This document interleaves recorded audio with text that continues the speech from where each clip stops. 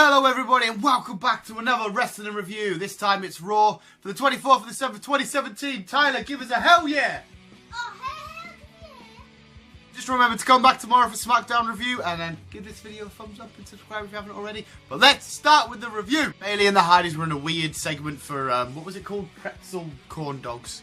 Alright, sweet. Nia Jax just absolutely demolishing Emma in a completely one-sided matchup. So I guess they're going to go behind Nia Jax again and get to run through people. Tozawa's backstage with Titus O'Neil and Titus says basically, I've cancelled your match today, your shoulder's too messed up. Tozawa's like, I'm having none of it. Goes out, calls out Daivari, but Neville comes out.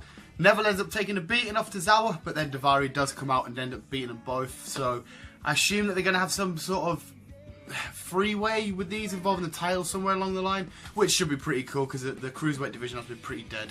Jason Jordan just demolishing Kurt Hawkins. I know it's typical for somebody to demolish Kurt Hawkins, but it was a night of people getting demolished this episode of Raw. The Club taking on the Revival. Everything's going fine, but then the Hardys, music plays, they come down. The Club gets distracted and the Revival pick up the win. But then the Hardys get a bit of sweet revenge, come down and beat down on the Revival. Looks like they're going to be heading into a feud, which is quite cool because I want to take the Hardys away from Sheamus and Cesaro. They've been at it too much. This should be quite a cool feud for the tag division. Neville demolishing, and that's Big Cass demolishing Enzo. But the Big Show comes down, and then Big Cass demolishes the Big Show. Was it 5 Empire elbows? Hits him with like 5 Empire elbows. Was it 7? I think it was 5. So if these two are going to the match, it should be pretty cool. It'd be quite cool for the Big Show to fully put over Big Cass as the next new big guy in WWE.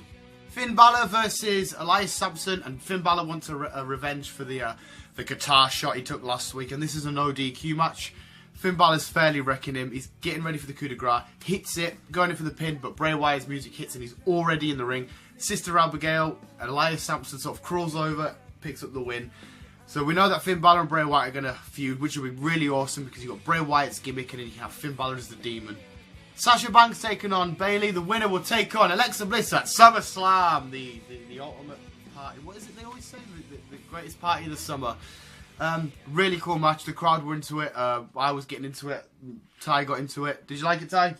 We're both Team Bailey. And Team Bailey picked up the win on Sasha Banks. But then Alexa Bliss comes down and just holds up a title and they say, basically, it's on. It's on, girl. It's SummerSlam. Kurt Angle is about to announce Brock Lesnar's opponent for SummerSlam. And who is his opponent's tie for SummerSlam? Braun Strowman, Roman Reigns, Samoa Joe in a fatal 4-way, which was predicted a couple of weeks ago. I'm so hyped for that. That should be an awesome match. I'm going to do a prediction right now and say Roman Reigns wins that. Are you going to do a prediction now quickly? Roman Reigns. Both saying Roman Reigns. Even though we'll talk about the prediction video for SummerSlam, but it was a really cool segment, but then all hell break loose. Roman Reigns ends up hitting Braun. Samoa Joe and Roman team up and get Braun out, but then Samoa Joe gets Roman. The locker room has to come out and split everybody up. Roman Reigns eventually takes a power slam and Braun walks off really strong and scary. You wouldn't like him chasing you down the alley, would you? Just running after you. Would I? Hell no. And finally, we've got the 3-on-2 handicap match. Seth Rollins and Dean Ambrose taking on The Miz and The Miztourage.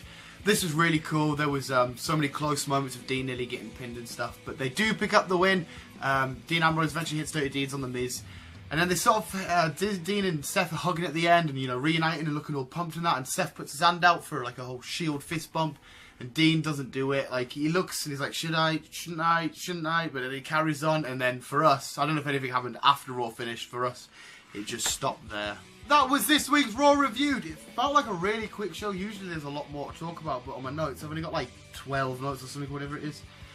So, yeah, but it was a great show. I'm going to give it a 7 out of 10, Ty. What do you want to give it quick? 8.